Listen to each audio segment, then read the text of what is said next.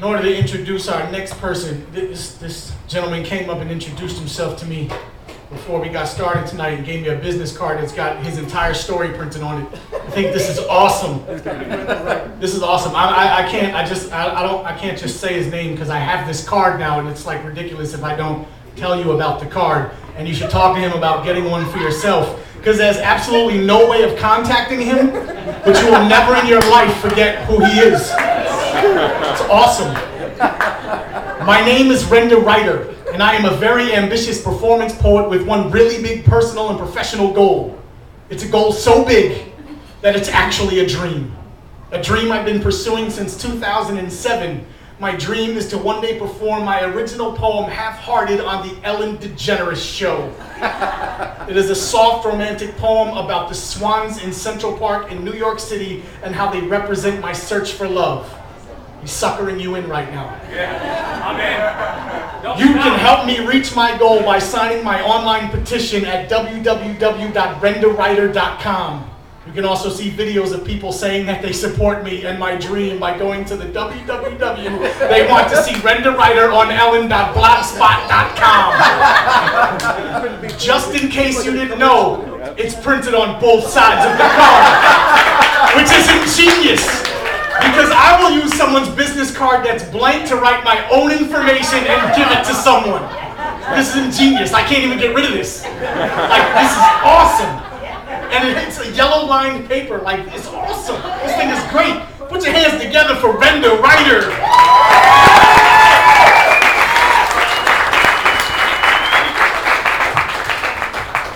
Thank you for the intro. Well, now I don't know what to do. I was going to do a different poem, but I almost feel like I should do that poem that he was just talking about. You want to hear a different poem or that poem? All right. So here's that poem. It's this poem. It's the poem I want to do on the Ellen DeGeneres Show. It's called Half-Hearted, and you know the story. So here it goes. I'm feeling pensive. Extensive time is spent, bent at the angle of a swan's neck. A half of a heart, wholeheartedly searching for another swan's neck to connect. Symmetrical feather-covered flesh, representative of the love that I long to possess. Two long necks, curved arcs, even when apart, hearts start to mesh. Now it may sound far-fetched, but a starving heart only fed carnal sex targets love, but misses and starts to starve to death. Now keep the swans together, yes, hardened by the test, but softened by a tender heart within the dark depths of a scarred chest. Hardly any heart left. Daily denial of swan death. The city is a beast, and its heart is Central Park, where these two swans rest. Well rested, protected, untested by city neglect. And we are the swans. The swans are us. And right between the eyes, we touch.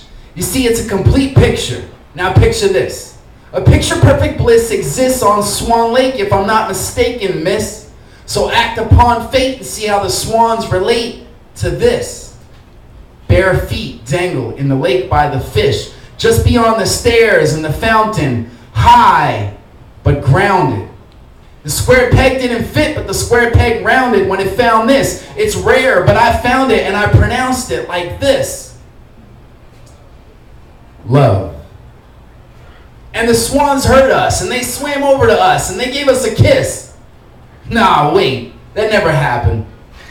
See, I just imagined it, because you don't exist. This poem is just a wish. You don't exist. You're just ink in a pen held tight in a closed fist. You don't exist. But the swans do. But what do the swans do in the winter? They leave the lake heartless, hearts break bitter. The lake can't take the litter, and I can't take the fate of a quitter. But I give up. Because next summer the swans might not show up, or I might not be there to see them. I guess it was wrong for us to try to be them, so I'm left half-hearted.